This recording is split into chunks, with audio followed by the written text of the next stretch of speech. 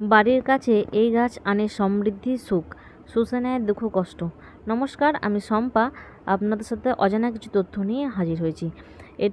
এই গাছটা দেখে আপনারা নিশ্চয়ই চিনতে পারছেন। অনেকেদের বাড়ির পাশে বা রাস্তায় বিভিন্ন জায়গায় দেখতে পাওয়া যায়। তো আজকে আমি এই গাছ সম্বন্ধে কিছু তথ্য আপনাদের জানানোর চেষ্টা করছি।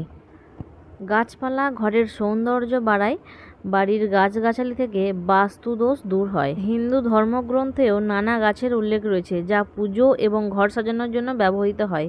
তেমনই একটি গাছ হলো অশোক। রাস্তার পাশে সারি সারি অশোক গাছ থাকে। এই গাছের কিছু বাস্তু নিয়মও আছে যা মনে রাখা জরুরি। এই অশোক গাছ নেতিবাচক শক্তি দূর করে। এর আরও নানা দিক রয়েছে। এই গাছটি যদি আপনার বাড়ির চারপাশে লাগানো হয় তাহলে দুঃখ কষ্ট ও দারিদ্র থাকে না। অশোক গাছ মানসিক চাপ দূর করে বাস্তু দোষ। বাড়ির ভিতরে অশোক গাছ লাগানো উচিত নয়।